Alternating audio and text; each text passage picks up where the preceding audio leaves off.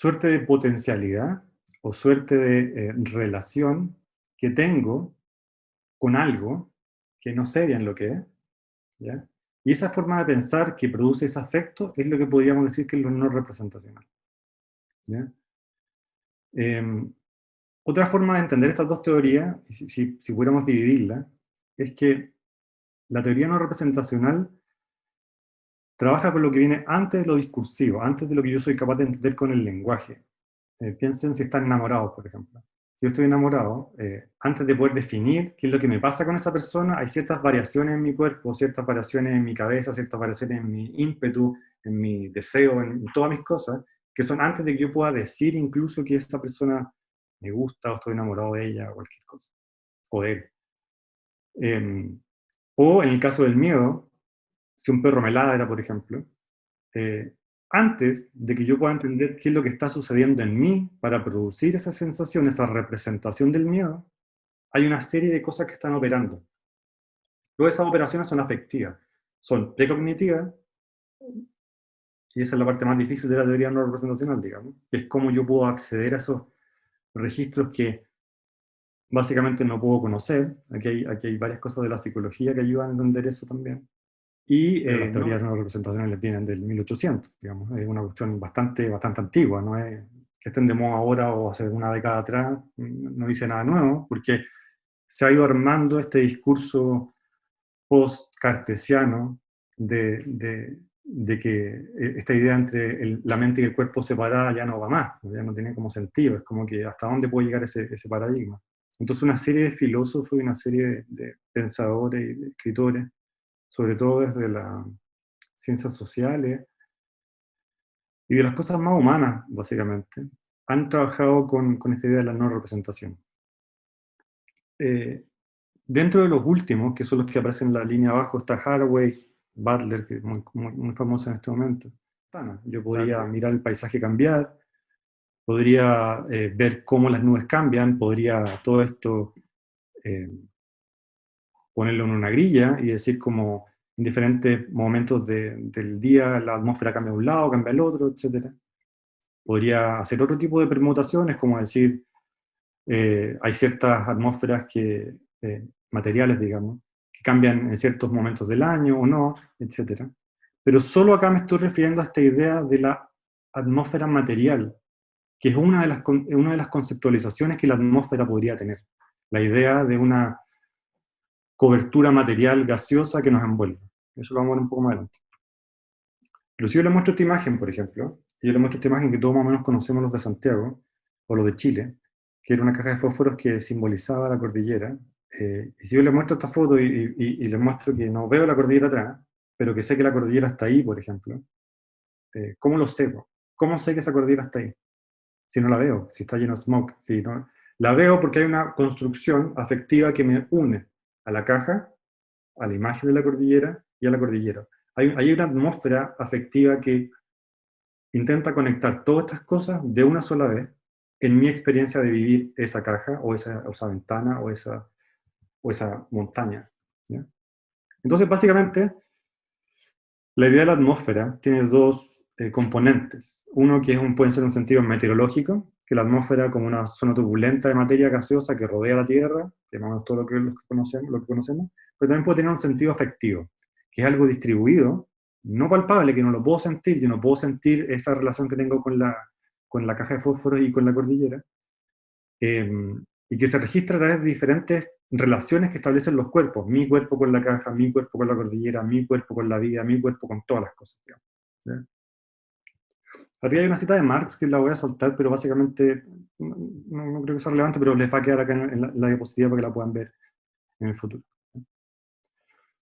Ya, pero cuando hablamos de atmósfera afectiva, que es la parte que me va a interesar a mí en esta clase, voy a referirme a dos papers, básicamente, que son uno de Ben Anderson, en inglés, el 2015, y uno de Ben Anderson en el 2009 también, ¿ya?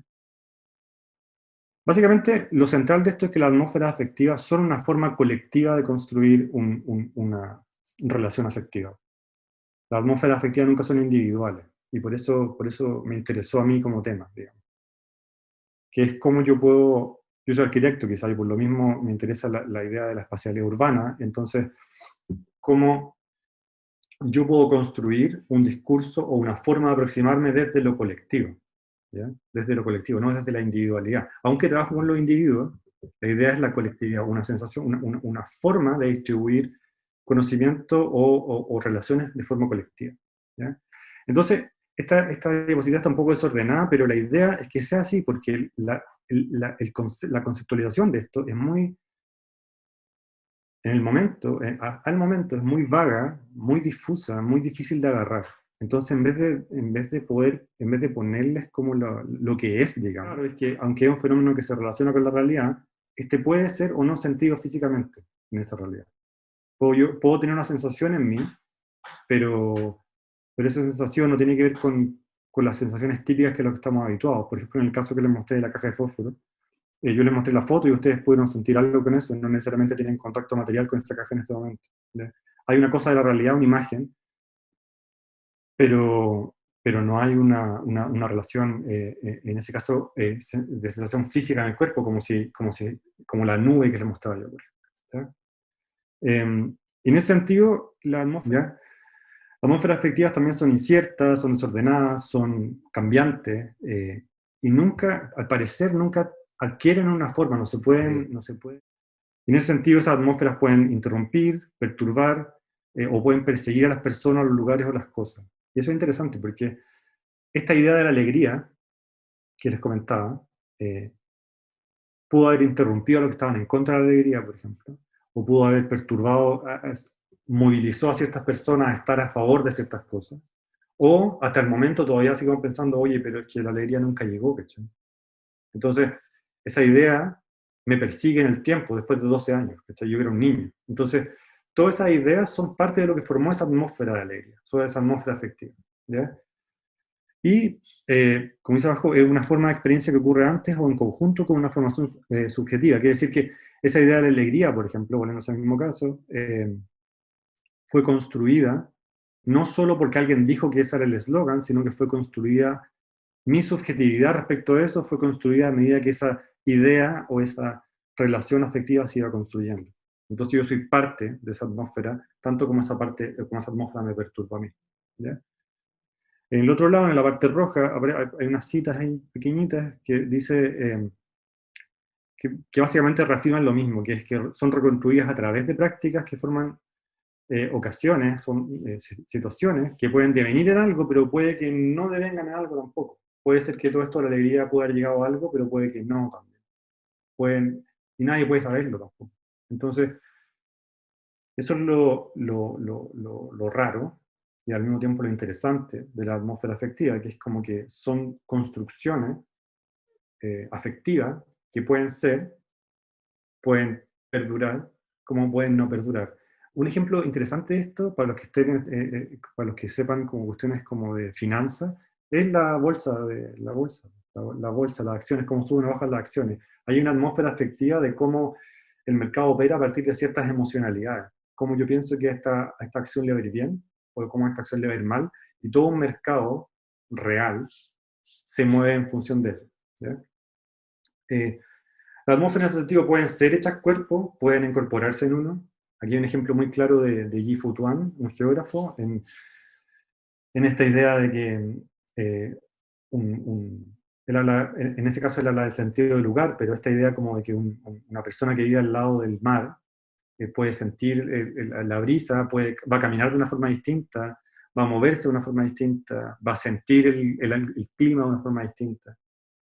Eh, es capaz de hacer las cuerpos. Me pareció re interesante la idea afectiva, ¿ya? Como afectiva. Entonces, básicamente en esta diapositiva les muestro dos lados de la desigualdad, que cómo podíamos entenderla. Uno es a partir de una idea como distributiva, que es básicamente la forma como se ha visto en Latinoamérica por los últimos, no sé, 500 años, con diferentes variables.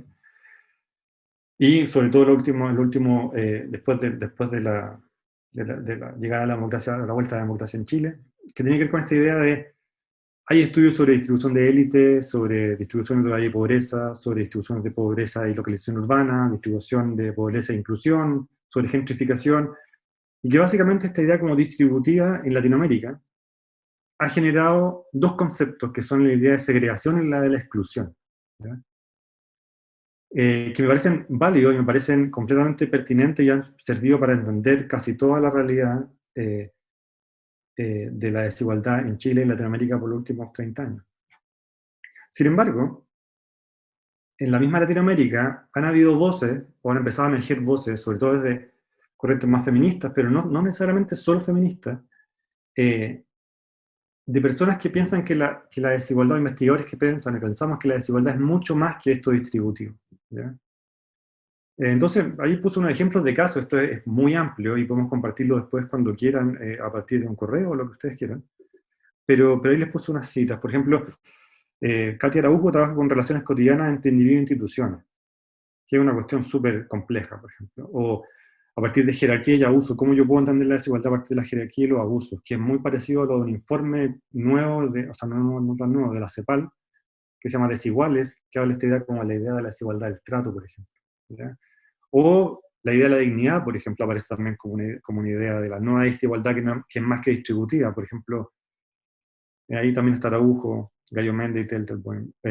La flexibilidad laboral, el cuidado, por ejemplo, que Paola y Walter lo han trabajado, y así muchas otras personas, Paola Soto también.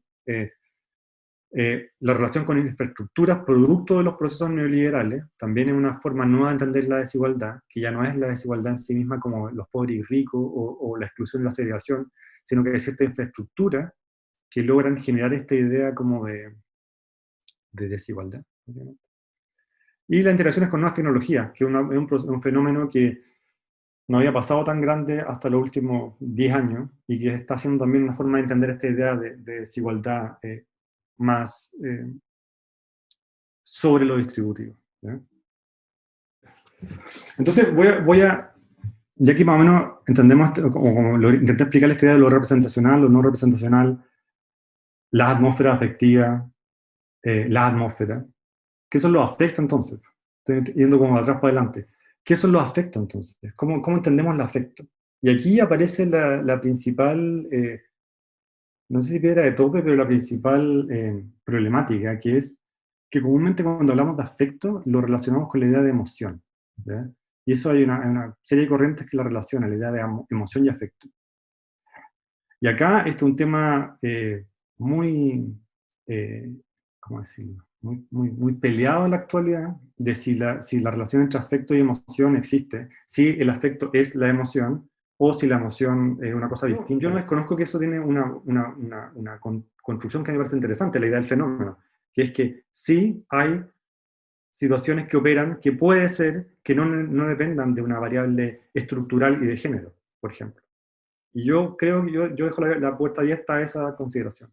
Pero también me interesa la visión de ella, o de estas pensadoras, que por ejemplo es Lorraine Berland, o Kathleen Stewart, o Sarah Ahmed, que ellas hablan de que, en este caso particularmente Ahmed, por ejemplo habla de cómo el miedo, el amor, el dolor, etcétera, pueden ser usados para accionar o formar identidades. Eso se usa comúnmente, por ejemplo, en las guerras, más que nada las que a mí me interesan, digamos.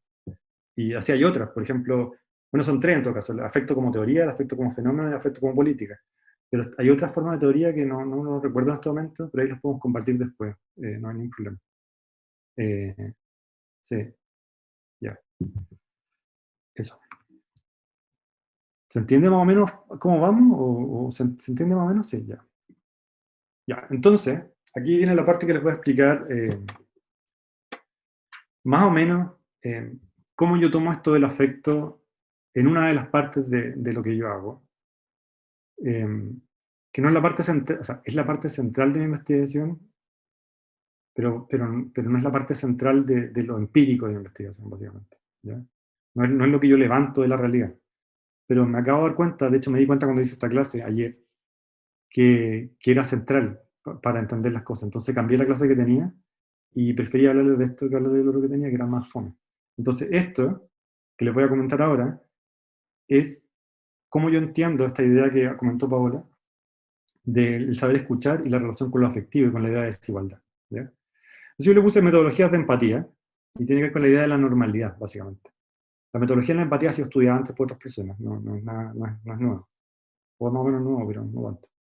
Eh, pero a mí me sucedió, de hecho, y quizá a muchos de ustedes también les sucede, que y quizás es la idea con la presentación de la clase pasada también,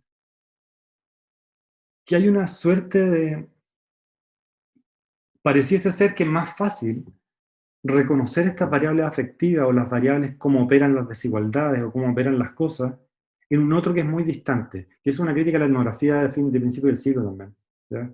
Que es como que parece que la única forma donde yo puedo construir esa exotización y esa forma de aprender es a partir del otro, es decir, el otro distante en el que yo tengo que viajar kilómetros, o que tiene una raza distinta a la mía, o que habla un idioma distinto al mío. Eh, bueno, mi gran problema y mi gran pregunta era, pero ¿por qué eso es así? ¿Cachai? Y lo que yo pensaba era, ¿cómo se explora entonces esto en lo cotidiano, en lo que no es exótico, en lo que George Perec dice esto, que dice lo que pasa cuando no pasa nada? ¿Cómo trabajáis en esa lógica?